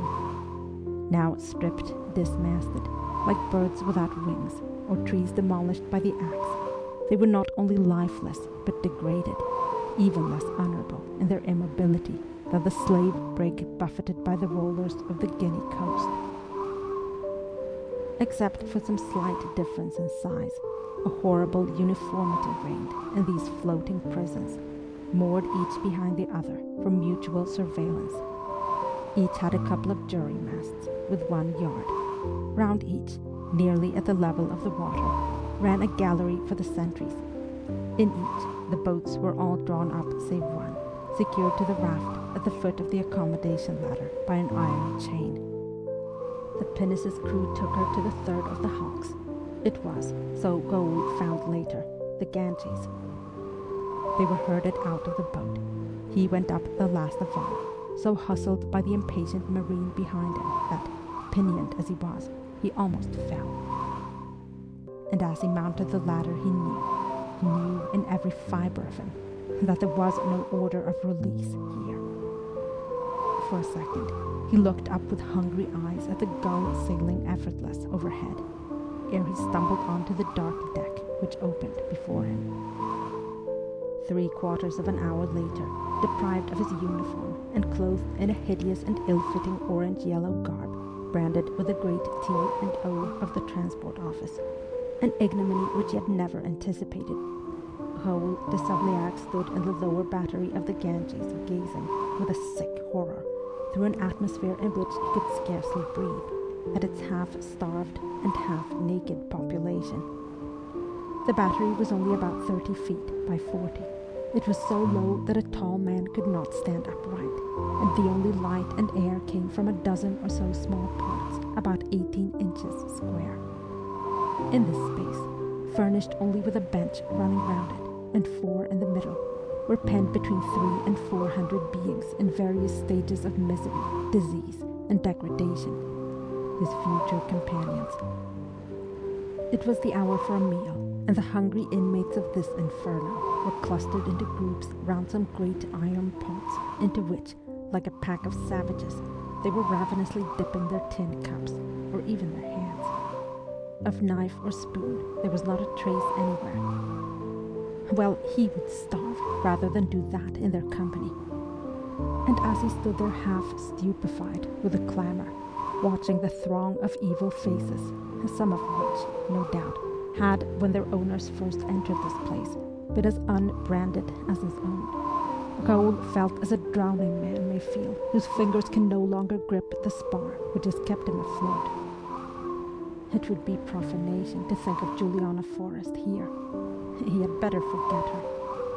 That pure kiss of hers, which he still carried, would wither in this atmosphere, for here, one could feel it instantly, was not misery merely, but depravity. A hand touched him on the arm, and looking round, he saw an elderly man clothed in nothing but a pair of old breeches. A new arrival, I take it, he observed in a voice which retained traces of education. Does not the look of this soup make your mouth water? And tomorrow we shall have dried fish that has been going the round for months, because since even we cannot eat it, we sell it back to the contractor again. But you, those clothes are new. You can stake them for a great deal, and have you not a watch or some trinkets or other? I'll play you for your watch. His hand shook on Raoul's arm. It was here, as in the prisons, then. The unhappy creatures gambled away their very rags, the very bread out of their mouths. But before Raoul could make any reply, he was seized by the other arm, and the face of a damned soul, yellow and leering, was looking into his. Another recruit, it chuckled. And where, my fine fellow, do you think you're going to sling your hammock tonight? By a scuttle, if I'm to be alive in the morning, answered the young man, half-choked already. Oh, I dare say. Places near the scuttles are all taken. The leer became more pronounced. But for money, for a great deal of money. I have no money, said Raoul. Then you can sling your hammock in hell for all I care, snarled the purveyor of breathing spaces, and, aiming an ineffectual kick at him, turned away. It was, indeed, where Raoul slung it, and where he lay all night gasping and thinking, sometimes saying to himself, God, how am I going to endure this? How can I? Part 3. The Making of a Wildcat. Chapter 1. Tight Shoes. Quote, you shall be willingly supplied with such conveniences for the night as this cavern will afford. End quote. Rasselas, Chapter 21. On the edge of the road, which runs from Taunton in South Devon down to the little port of Stowey, there was growing in the summer of 1813 a certain gigantic elm, larger and more stately than its fellows. For some 200 years it had duly thrown its quota of shade over the heads of the travellers and country folk who passed below it, though but few of these had been conscious of its separate identity. The sudden death of this tree, however, was to attract more attention than its long and serviceable life had ever done. For on the evening of the 11th of August in that year, a windy but not excessively windy day, the cables which for so long had moored the great elm to the soil were snapped without warning, as is the way with its kind, and with a vast crashing and rending it fell, and, since the hour was too far advanced to begin sawing operations, lay where it fell, presenting an impassable barrier to all vehicles on the Stowey road, and a pleasing test of gymnastic ability to the young of the nearest cottages.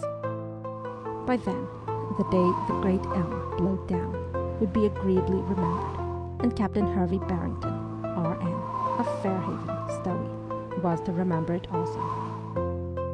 He was at this moment one of the descending passengers of the stage-coach plying twice a day between Stowey and Taunton, which conveyance, having received no previous warning of the downfall of the elm, had just come to a rather indignant standstill before the prostrate giant, and this at 7 in the evening. Some of its occupants, indeed, all who had any baggage worth mentioning, were favouring the alternative of returning in the coach to Taunton and spending the night there. But Captain Barrington, who had only been to that little town for the day on business, was not encumbered in this way, nor did a 3-mile walk in the least dismay him. Very soon the bulk of the great elm, sprawling like Goliath across the road, was exercising, not without laughter, the returning Stoweyites, farmers or well-to-do fishermen for the most part. Us will have to climb it for sure, or creep on our bellies beneath them. But Captain Barrington surveyed the noble tree with a tinge of regret, and was meanwhile conscious of the voice of the guard behind him, addressing someone still in the coach. I shouldn't advise you to go on to Stowey tonight, miss. A matter of 3 or 4 miles it is. Why not go back with us as far as Taunton? If so be as you couldn't get a room to yourself at the Lion, you'd get a bed to yourself for sure. The only person in the coach who could be addressed as Miss was a girl in grey, already there when Captain Barrington had entered it at Taunton, a girl to whom his attention had subsequently been drawn, indifferent though he was to the sex, mainly because she seemed so desirous of attracting none, sitting very demurely in her corner, her face almost invisible under the gauze veil depending from the front of her small poke bonnet. But he had quite forgotten about her again, till now he heard her reply hastily, "No, thank you. I must go on to Stowey." The slight foreign accent piqued Captain Barrington's curiosity sufficiently to cause him to turn his head, and thus he got a glimpse of the speaker where she stood, above his level, at the top of the steps, looking down at the guard outside. She had put back her veil, and her face was more clearly revealed now. Handsome, striking even, rather than beautiful, a little hollow in the cheeks, where burned a somewhat hectic colour, but not timid like her demeanour, not shrinking. And he wondered for a moment who she could be, and just possibly a member of some French royalist household. "Very well, miss," said the guard. "I dare say some gentleman going to Stowey will carry your valise for you. And, as for company, there's Mrs. Stratton as lives at Stowey. She've started already, if so be she've got past that old toad of a tree." "Thank you," said the girl again, and still, as it seemed to Hervey, hurriedly. "I will not trouble anybody. My little valise is not heavy, and no doubt I shall overtake this lady." She descended, helped by the solicitous guard, Captain Barrington having moved away for fear of alarming her with proffered attentions. Better to leave her to Mrs. Stratton. Moreover, at this moment he happened to inquire from a rustic standing by what steps were going to be taken to ensure that no chaise or horseman should collide with the fallen tree after dark. None that the rustic knew of. "Oh, what, you're going to leave a wreck in the fairway without buoying it," exclaimed Captain Barrington indignantly, "and not with my consent." Striding off to the nearest farm, he soon returned with Farmer Cadman and 6 lanterns, and it was not till he had seen them lighted and strung on either side of the obstacle that he himself set off on his homeward way. At present on half pay, and likely, for all that promotion had come rapidly to him, so to remain, owing to a mishap at sea for which he was not responsible. Captain Barrington, a bachelor, lived in a comfortable house by the river, about a mile on the hither side of Stowey, looked after by an excellent and commanding housekeeper and her husband, who had been his coxswain. For though Captain Barrington's spinster sister, a good 18 years older than himself, he was 41, also dwelt near Stowey, the two had never joined their domestic forces, though the theory was that they were going to do it some day. Perhaps they secretly knew that they were at heart too dissimilar for such an arrangement ever to be successful, that Hervey was too set in his ways, and Miss Lavinia too free with her tongue, and too much of a quiz. But they were very good friends, and each had a room assigned and always ready for occupation in the other's house. In fact, Miss Lavinia was arriving this very evening at Fairhaven to spend a couple of days there en route to Exeter. For all her teasing tongue, nobody understood better than Miss Barrington how his inactivity fretted her brother, how savage was the resentment at the injustice which had laid him aside in time of war for a blunder which was not his. The wound went too deep to be often handled, but it stung always. It was stinging now, as Hervey Barrington walked along in the soft Devonshire twilight.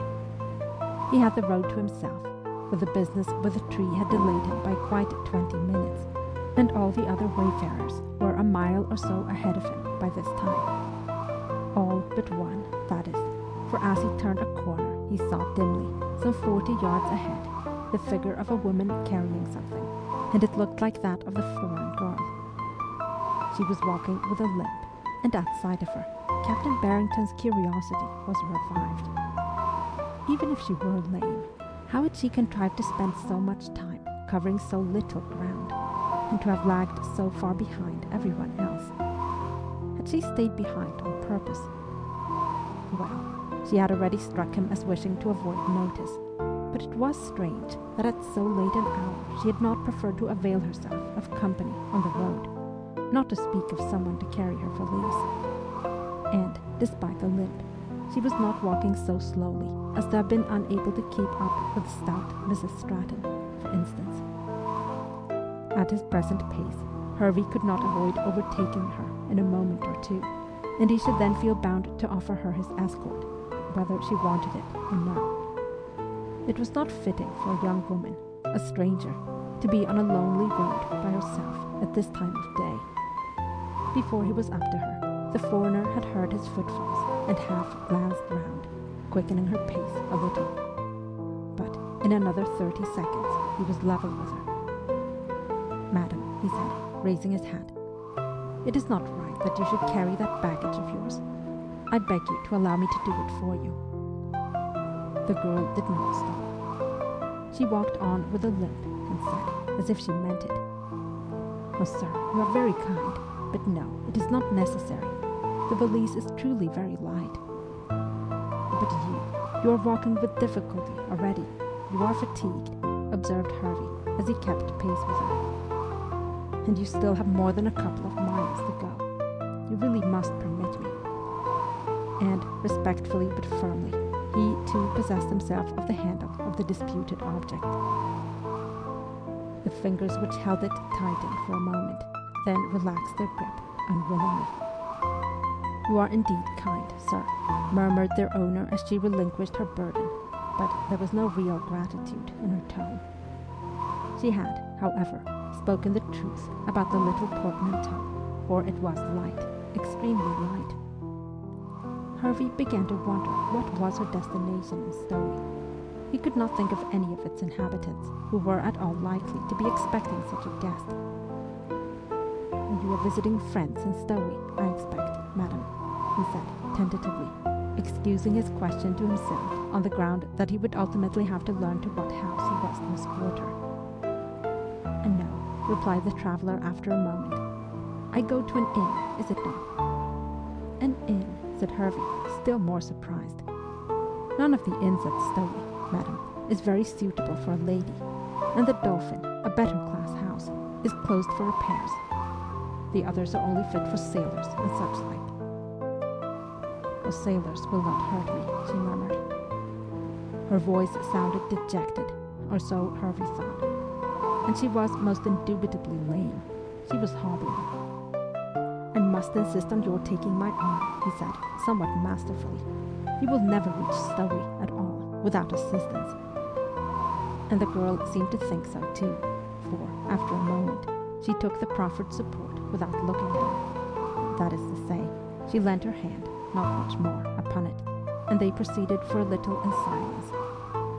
Side by side with her, Hervey could not see her face because of the poke bonnet.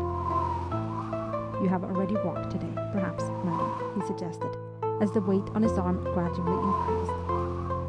"Or do you think it is possible that there is a nail or a stone in your shoe?" "No," said the girl, rather shortly. "I fear there is no nail, no stone. It is not for that reason that they hurt me." "But would it not be well to make sure?" persisted Hervey, really sorry for her, since he could see that she was suffering. "Or will you not at any rate sit down on this wall and rest a little?" For the road, no longer tree-shadowed on either hand, had been for some minutes following the Stowey River, whose outgoing tide lapped along the foot of the low wall on the left. "Yes, I will sit down for a small moment, sir," agreed the girl quickly, and she sank down without more ado on the stone parapet. "You are, I take it, a stranger to these parts," observed Captain Barrington conversationally. "Yes," replied the traveller, after a moment's pause. "I come from Yorkshire." "From Yorkshire?" exclaimed Hervey involuntarily. Oh, surely she was not trying to pass herself off as English. "Ah, you mean in this moment, of course, for I perceive that you are." And then he stopped. He had no wish to appear prying. But, to his regret, he saw that he had already given that impression. He had already caused alarm. "Oh, you mean, sir," said the girl in a would-be calm voice, "that you see I am not English." "Oh, sir, senor, no, I am Spanish, but for the love of God, do not betray me." "But, my dear young lady," said Hervey soothingly, "how, and to whom, should I betray you? You have a perfect right to be Spanish, and, being Spanish, to travel in England. Oh, come, now, there's no cause for agitation, except, possibly, about those shoes of yours. I will withdraw a little, and you can take them off, and see whether something cannot be done to ease them." He turned as he spoke, and, going a pace or two along the road, looked out over the darkening river. This was an odd encounter. "Well, now, is that better?" he asked, coming back after a minute or two. The shoes, however, were not yet on again. He could discern them lying in the dusty road. The girl was sitting with her hands in her lap. "Oh, when they are off it is better, yes, but I do not know whether you can get them on again," finished Hervey with a smile. "Oh, why did women always have their shoes too tight? If you will allow me." "Oh, no, no," cried the girl, evidently affrighted, and, as far as he could see, tucking up her feet under her petticoats. "No, sir, I will contrive. You see, it is not that they are too small." Oh, how feminine. Ladies, he knew, always said that. But that the shape, the English shape. "Ah, yes," said Hervey. "Of course, you bought these in England, and perhaps that was unwise." "How many things are unwise," responded the girl on a deep, tragic note. "Oh, that I'm here at all is unwise. But, Dios de mi alma, what else could I do?" She stifled an unmistakable sob. "But I shall soon be gone." And, bending down, she struggled feverishly with her footgear, Captain Barrington rather uncomfortable in this sudden and unexplained rush of emotion, and she evidently too much carried away by it to care whether or no the gentleman who had so considerately turned his back during the doffing of her shoes watched the process of resumption. At last she stood up. "Now I will go on, sir. I'm now better." She hobbled a step or two, with little ejaculations under her breath, and then supplemented bravely, "If I do not think of them." and if you take my arm again," suggested Hervey, tendering it. She took it, leaning a little harder this time, and said, as they started, "Suppose I take altogether off my shoes, and go without them, as go the peasants in my country." "Oh no, madam, you could not possibly do that," replied Hervey. "This road is much too stony." They went on a little in silence, till he, having revolved the idea for a moment or two already, continued, "I have a better plan. My own house is now only half a mile distant, for I live well this side of Stone. Now, if you would allow me to offer you hospitality for the night." "Oh, senor," exclaimed the Spanish girl, evidently deeply affronted. Her hand stiffened on his arm. "Oh, I assure you, madam," said Hervey hastily, "that my housekeeper— my name, by the way, is Barrington, Captain Hervey Barrington of His Majesty's Navy." But at that the hand was withdrawn altogether. They both stopped. "My sister, too," began Captain Barrington anew, "will be—" "Ah, your sister lives with you," interpolated the unknown, and, the hand returning, they took up their march again. Hervey did not think it worthwhile to explain, but enlarged a little on the pleasure it would give Miss Barrington to receive the footsore traveller, and, though he did not say this, to tease him afterward for his night errantry. "So you will accept, will you not, madam? I assure you," he proceeded with a certain stiffness, "that I regard you with all the respect due to a member of your sex, and particularly to one who is, for the moment at least, unprotected. In order to prove, indeed, that I desire in no way to take advantage of you, I will cause my sister to come down to the garden, if you wish, and there make you known to each other, so that you can satisfy yourself of my intentions.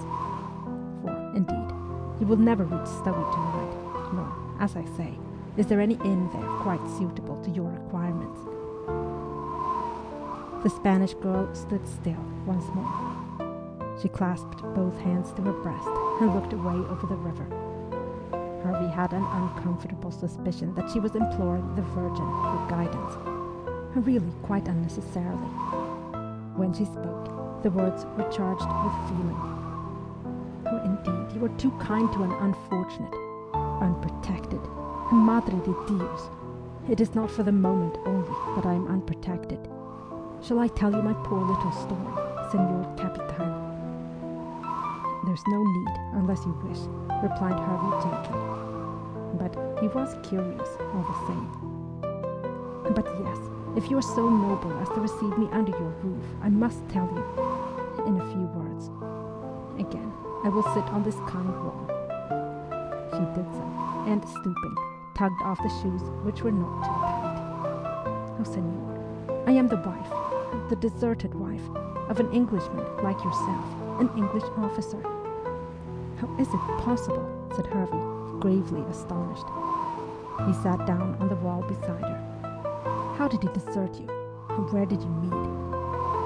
The Spaniard made a gesture. "Oh, you ask where? Ah, senor, in a terrible place, in Badajoz, in the storm of Badajoz."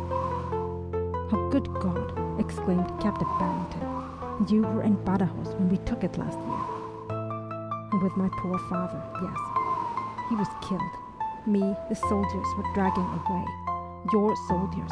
They were enraged at the resistance of the French. Me, a Spaniard, your friend. When he saw me, oh, senor, he saved me. He loved me. He married me. That is to say." "Yes, I understand," murmured Hervey rather awkwardly. She made another gesture. "Oh, but no, senor, I think you do not. It is true that I was not married by the rites of my own church, but of his, for I am married by the priest, what do you call him, in your tongue? The capellan of his regiment." "The chaplain. And what was his regiment?" The girl hesitated. "Oh, the English names are so difficult," she said deprecatingly. "Oh, try," said Hervey. She addressed herself visibly to an effort. "Mi marido. He was in what you call the Light Brigade." "Ah, yes, but in what regiment? A brigade is not a regiment." "Not?" queried the soldier's wife innocently. "Was it the Rifle Regiment, the 95th?" Yes, that is the name, she resumed feverishly. We live in Badajoz a little. Oh, how I am happy. But he will not take me with him on campaign. He leave me there. For a time he write to me. I find out always where he is. Then he writes no more. I think he is dead. I write to the colonel. No, Tomas is not dead. He's gone to England. He is sick. And to me, not a word. I wait. No letter. Oh, how to tell you the pain I suffer. At last, I have a little money. I sell my jewels. I go on board a vessel. I come in England. I travel to the home of my husband. Oh, senor, he denies me. He says, no, I was never married to him. I was only a poor girl to amuse him. Oh, vaya, I'm to go back to Spain. He is finished with me. Oh, what is the scoundrel's name? Demanded Hervey indignantly. No, I shall not tell you that. She flung out her arms to the night. And though I never see him again, and though he treat me so cruelly, I love him. In Badajoz. I see, said Hervey rather dryly, the more so that the passion of the last words had caused an uncomfortable sort of thrill to pass along his spine. But, Senora, you are in all probability really married to this man. In fact, I do not see how else it could be if the chaplain of the rifle regiment. It would be perfectly easy to ascertain. At that, the abandoned wife clutched his arm, but not to welcome the suggestion. No, no. If he cast me off, it is finished. No, I go back to Spain. I leave him free. Oh, but dash it all, cried Captain Barrington, wishing that she would liberate him at all events. The man himself, the scamp that he is, won't be free. If by free you mean free to marry someone else. If you are his legal wife, as I feel sure you must be, you are still his wife, whether you return to Spain or stay in England. And, by the way, he added, how were you proposing to return to Spain? The ecstasy of self-sacrifice appeared to have died down as suddenly as it had arisen, and, having already, to his relief, relinquished his arm, the deserted lady said, with a sublime disregard of bathos, now I put on my shoes again, and did so. It was not until she was on her feet, and had once more accepted her escort's arm, that she answered his question. Or to return to Spain, I will find a little ship at Stowey. Oh, indeed you will not, returned Hervey rather sharply. Who told you such a thing? Oh, no little ship for Spain at Stowey. Ay de me, lamented the fair traveller. And then I come all this painful way for nothing. Alas, how I am unfortunate. We must consider your plans in the morning, said Hervey hastily, apprehending tears. I can no doubt be of some assistance. But, if you will pardon the inquiry, how did you come to England in the first place? At what port did you land? I've forgotten its name, replied the girl. And then, quickly taking herself up. Oh, I knew she was lying, thought Hervey, pleased at his perspicacity. She said, No, I now remember. At a place called Gosport. And Gosport? Then you came in a troop ship. Was that so wrong, Senor Capitan? I came as best I could. The passage was offered me. I paid nothing. Very oddly, there seemed to be a suggestion of laughter in her voice now. Or was it tears thought back? The next moment she stumbled and gave a little cry, hanging heavy on his arm for a second. Oh, Estella. No, Senor, it is nothing. I could go on. It is perhaps not much farther now. No, fortunately. But I'm afraid that this walk has meant a good deal of suffering for you. No, she murmured, for I found a friend so kind, so sympathetic. And for the first time the other hand joined its fellow on his arm, and both gave that support an unmistakable pressure. Now Hervey Barrington had not the slightest desire to receive from this emotional Spanish female any evidence of her warm southern heart in return for his hospitality. Yet, as he could not withdraw his arm, the only measure he could take against such a risk was to change the conversation. When I was in Spain, he began, and had quite a gratifying success. And the joint pressure on his arm relaxed, and the second hand went away again. you've been in Spain," observed its owner slowly, and almost as if the information were not to her taste. "Yes, just before the war," answered Harvey. "I traveled with a Spanish friend in Catalonia and Valencia." "I do not know those parts," said his companion hastily, as if she were rebutting an accusation, and for the rest of the way became rather silent, except for an occasional tired sigh. Captain Barrington was glad when he could at last announce, as a house loomed up by the side of the road between them and the river. "Here we are at our destination." Part 3, Chapter 2. Departure of the Senora Tomás. Quote, "I'm not a princess, but an unhappy stranger who intended soon to have left this country." End quote. Rasselas, Chapter 38. Though on one side Fairhaven, a house of moderate size, bordered directly on the road, a garden stretching to the river surrounded it on all the others, and it was into this garden, by a side gate, that Hervey, in his anxiety to show himself no Lothario, now conducted his guest. In the middle of the lawn was a fine old mulberry tree, and under the mulberry a garden seat constructed out of the timbers of the halcyon sloop of war, which had been Lieutenant Barrington's first command. Upon this relic, Hervey invited the Spanish traveller to sit, while he summoned his sister. Like putting her in quarantine, he thought, as he entered the house from the garden and ran upstairs. A minute later, he was down again in the spacious hall, calling, "Oh, Mrs. Jeremy, Mrs. Jeremy," and then, receiving no answer, ringing a bell. It was impossible to be more immaculate, more spotlessly and stiffly becapped, more suitably clad in a high-bosomed grey gingham that showed her ample but shapely contours, than Mrs. Hannah Jeremy, to enter with more of the air of the all-competent but respectful housekeeper, or to drop a slight curtsy of more dignity. "Or did you ring, sir?" "I did. Where's Miss Barrington?" "She has not come yet, sir." "Not come!" ejaculated her master, with more stupefaction than the news seemed, on the surface, to warrant. "No, sir."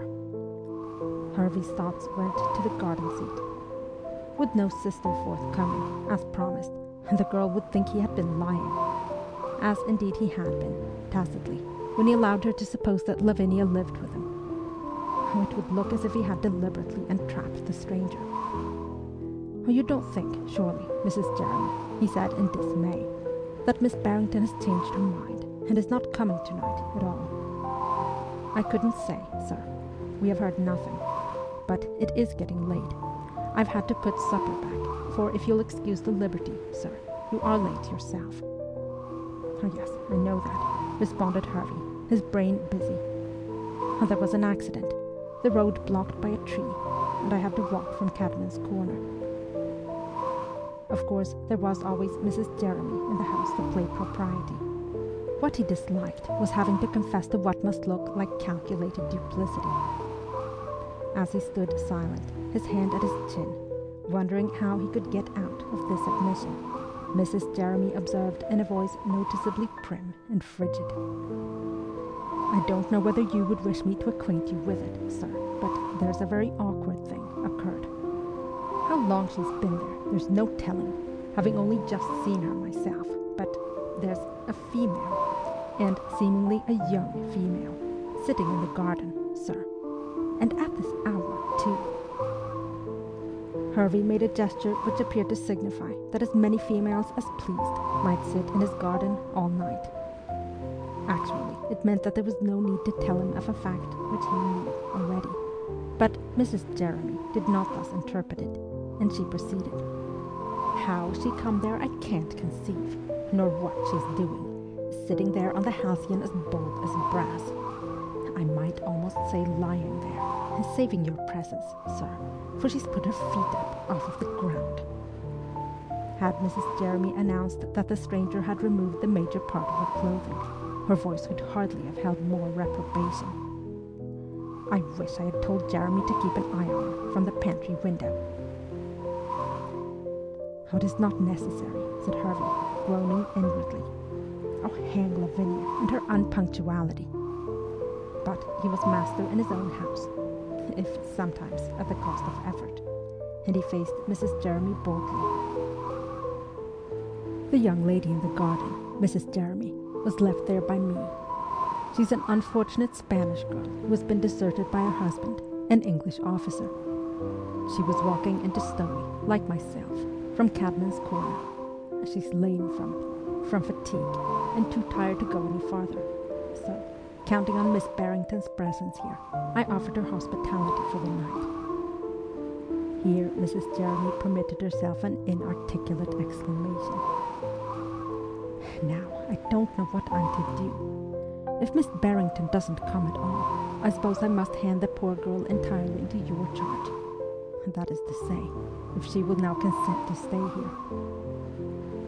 I think you will find, sir, responded Mrs. Jeremy with unusual tartness, and that the young person, Spanish, you say, won't raise any difficulties about sleeping in a gentleman's house, whether there's another lady there or no. It's my belief she'll be only too pleased if there's none. Oh, nonsense, Mrs. Jeremy, said Harvey sharply. You know nothing whatever about the girl. She only consented to come when she heard of the existence of my sister. Oh, I don't know what excuse I'm to make to her for Miss Barrington's absence.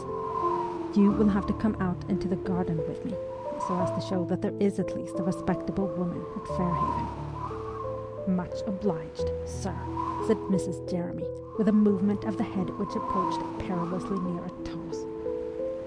As I said before, being Spanish, impossible to reproduce what Mrs. Jeremy put into this word. For she'll likely come in the more readily if she don't see a respectable woman. She's sitting there as if the garden belonged to her already. Hervey was now really angry. Oh, Mrs. Jeremy, he said sternly, you are forgetting yourself. You ought to be ashamed of such insinuations. Now, listen. When I have persuaded this poor girl that she need fear nothing under my roof, you will get the spare bedroom ready for her at once. And I think that as she is tired, and I'm alone, the best thing will be for her to have some supper taken up to her there before she retires. Do you understand? You really mean her to sleep the night in this house, sir? Did you not hear the orders I've just given you, Mrs. Jeremy? Inquired Hervey, very quietly, but with an unmistakable quarter-deck inflection. Oh, I beg your pardon, sir, said his housekeeper, quelled and flushing slightly. And you wish me to come out with you now to see the young lady? Yes, that is to say, come out on some pretext in a minute or two, after I've explained the situation to her. You can ask me, for instance, at what time I would like supper. When he got into the garden again, Harvey realized with quite a shock how dark it had grown, and the oddity of leaving a guest, a lady, to sit outside in the more than dusk. Still, it had been done entirely for her own sake, and fortunately this was a warm evening, an evening full of the scents of the flowers in the little garden, and of the murmur of the outgoing river. A bat was wheeling over the relic of the halcyon, but the seat, to Hervey's surprise, was empty. Had the Spaniard taken fright and departed? He searched the gloom and, descrying a shape by the steps which went down to the river, hurried towards it. The Senora was sitting on the low wall. Oh, this river must be beautiful, if one could see, Senor Capitan, she observed, as he came up to her. Oh, you have steps here. A boat, I perceive. Yes, said Captain Barrington, for he did keep the skiff of a small sailing cutter moored at the foot of the steps, but in the gloom it was quite impossible to see it from where the lady sat, and it struck him that curiosity must have led her down the steps to investigate. But he had not come to talk about his surroundings or possessions. Madam, he began uncomfortably, I must present my deep apologies. I ought to have made myself clearer on the road just now. My sister does not live with me. She visits me from time to time, and though she should be here tonight, the fact remains that she has not yet arrived. In the silence that ensued, this speech sounded to its maker most unconvincing. and the Spanish girl gave a quick sigh. It was too dark to see her expression, but she surely was not contemplating going on to Stowey, after all, disabled as she was. He would reason with her, plead with her, before he allowed her to do that. But after a moment she spoke. "Senor Capitan," she said in a low voice, "it is not possible for me to walk farther, even though the Senora, your sister, do not arrive this night. So, I throw myself upon your chivalry." So long as she did not throw herself upon his breast, Hervey was quite content with this acceptance, and though it was a good deal readier than he had anticipated, he was even rather touched by its simple dignity. But then, in the semi-darkness, as he stood before her, he felt his hand seized in both of hers, and before he knew what she was about, she had sealed her committal to his honor by carrying it towards her lips. Halfway, she suddenly seemed to think better of it, and Hervey, intensely disliking the prospect of having his hand kissed by a woman, deduced with gratitude that he was spared the supreme embarrassment owing to the opportune arrival of Mrs. Jeremy, with a pre-arranged query, made in her best style. "At what hour would you wish supper to be served, sir?" Mrs. Jeremy disappearing the instant they were in the house, Captain Barrington himself was the only person available to show the girl to her room, which, doubting in any case if it were yet ready to receive her, he had no intention of doing. He therefore suggested that she should remove her bonnet in the hall, if she would forgive the lack of ceremony. She assured him in her pretty broken English that there was no need to apologize for the so handsome apartment, but she did not hasten to comply, and sat down as she was, with her dangling veil, in an armchair near the hearth, placing her feet in the purgatorial shoes upon the overblown bead roses of a convenient footstool. She did, however, loosen her cloak, and presently it slipped altogether from her shoulders. Hervey had thought to see her face more clearly in the glow of the candles which Mrs. Jeremy had already lit, but between the height of the sconces and the poke of the bonnet there was as much shadow upon it as illumination. He did discern, however, that she was high-coloured for a Spaniard, and not so very dark, after all, yet not of the fair Spanish type either. Perhaps she had a mixture of some other nationality. One might be able to tell that from the way she spoke her native tongue. Speaking Spanish very fairly himself, and with a good accent, Hervey wondered now why he had not addressed her in that language before, and probably because her English was so adequate. Well, better late than never. "I'm afraid that you must be exceedingly tired, and hungry also, Senora," he observed in his best Castilian. "I assure you that I greatly regret this delay in offering you rest and refreshment." He saw her colour spread. She was surprised, not unnaturally, at his tardy revelation of his accomplishment. She answered him, however, not in her own tongue, but in his. "Ah, you speak Spanish, senor. My congratulations." "Allow me to return," said Hervey, this time in his own language. "It is remarkable for a Spanish lady to speak English. And to cling to it so persistently, too," he thought to himself. The senora flushed again and moved in her chair. "You are very kind. Yes, I speak it so much with Tomas, and now in your country, that I've almost forgotten my own language." But, reflected Hervey, she and her Tomas cannot possibly have spent long enough together for her to acquire such a mastery of English. She must have known it before. And an unaccountable desire to hear her talking Spanish persisting in him, and his own command of the unfamiliar tongue reviving more quickly than he expected, he went on to ask her in that speech what she proposed to do about returning to Spain, since he could assure her that it was not feasible to voyage thither from Stowey, and who had so misdirected her as to inform her that it was. The questions seemed oddly to confuse the Senora Tomas. The colour which had risen disappeared, except on her cheeks, where it did not vary. "Oh, I pray you not to talk Spanish to me," she said in an uncertain voice, looking away. It is cruel. It reminds me of too many things. And then an extraordinary, a stunning conviction broke upon Hervey Barrington. He leant forward and fixed his guest with a steady gaze. You ask that because you do not understand what I say. You cannot reply in your own language. You're not a Spaniard at all. The bonnet trembled for a moment, and then its occupant returned his searching, condemnatory look in silence, with an effect of measuring him in her turn, after which, with a gesture of abandonment, she put her hands before her face and bowed her head. Her thin shoulders heaved a little, and there was a sound like stifled crying, but not much. Hervey had risen. "Well, madam?"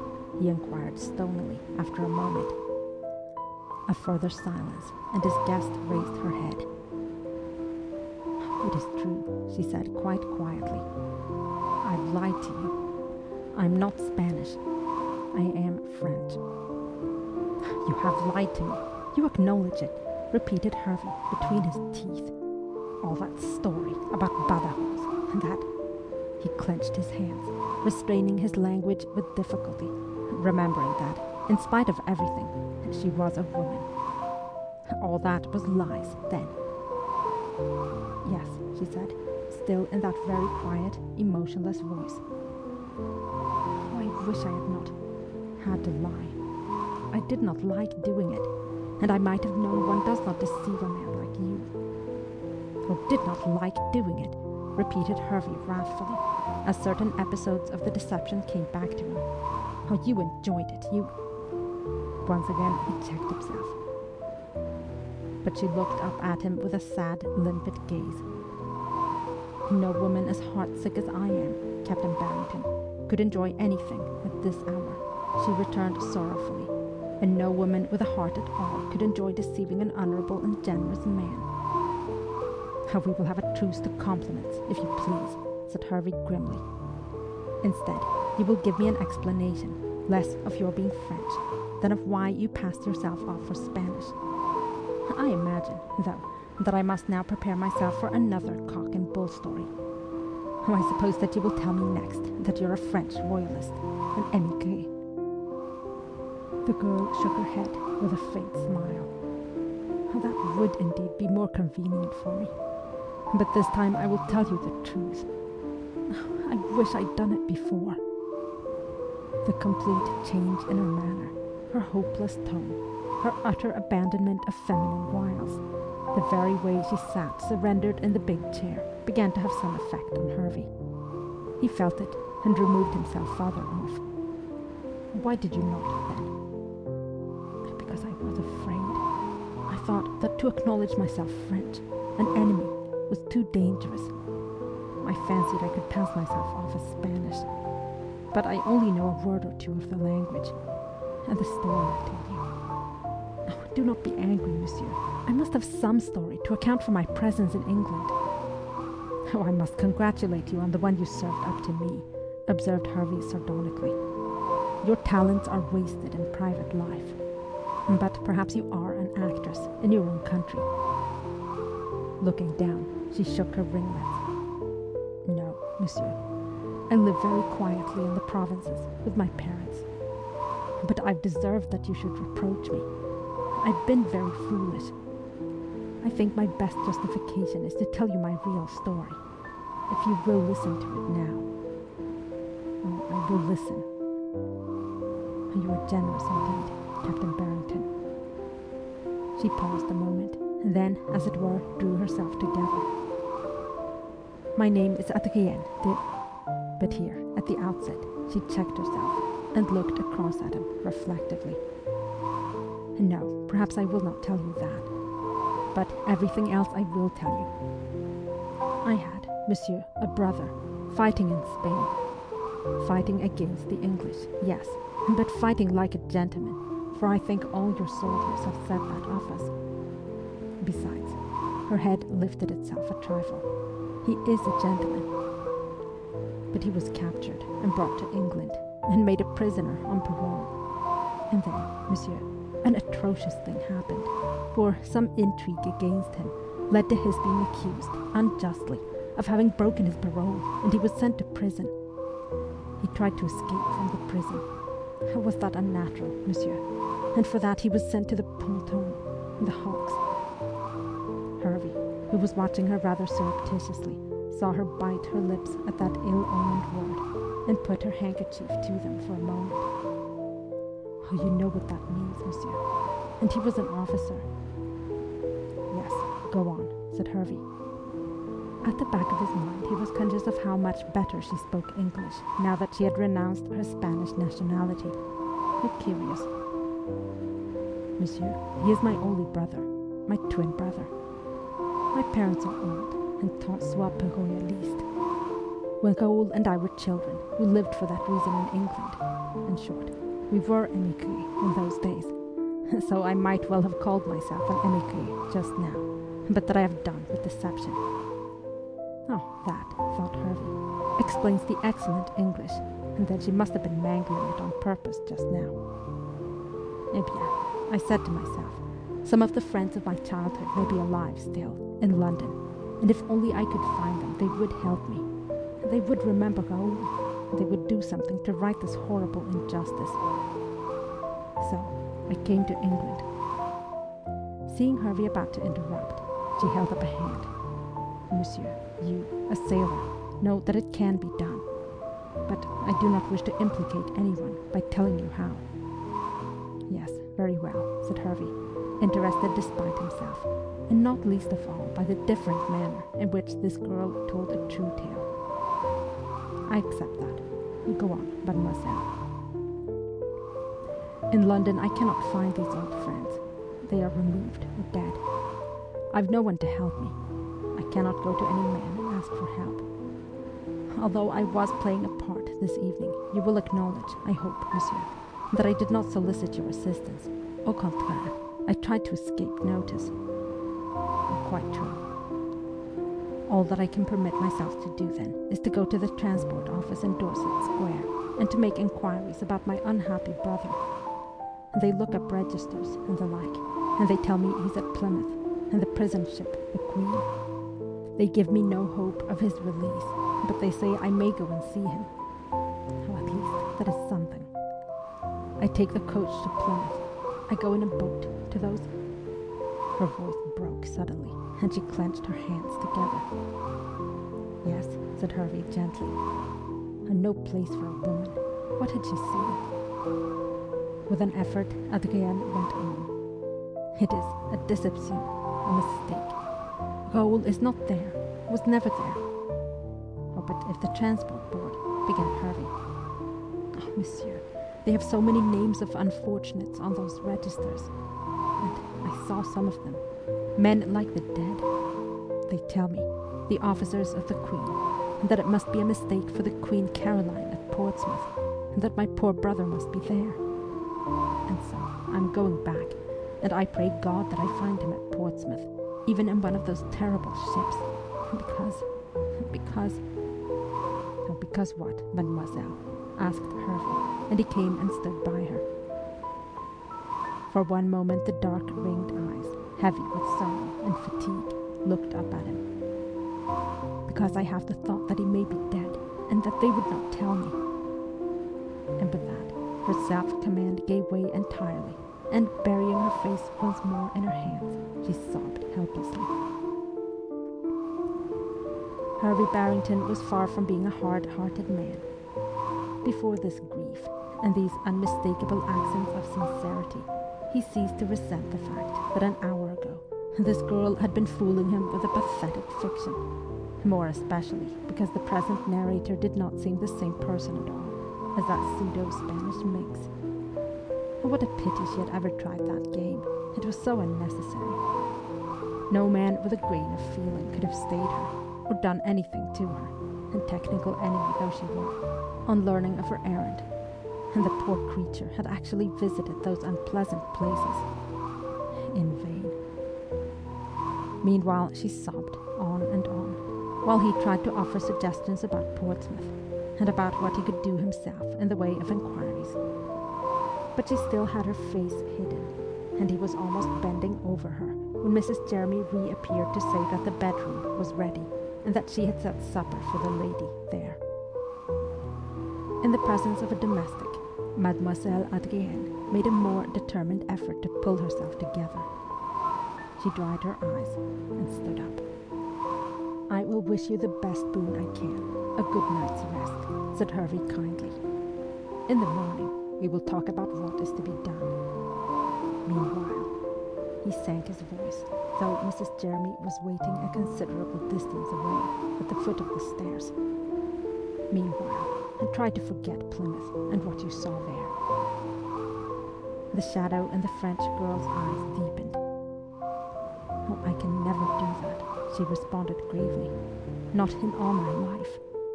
But I thank you, for myself and for my brother Raoul, too, if he lives." "I would kiss your hand, Captain Barrington, but I know that you would not like it." The half-smile that came with this, like a gleam of sun after rain, suggested that when she was not tired and overwrought, she had a very sweet one. "Mademoiselle," said Hervey, "I think it should be the other way about." And on an impulse, regardless of the presence of Mrs. Jeremy, he took her hand and raised it for a moment to his lips.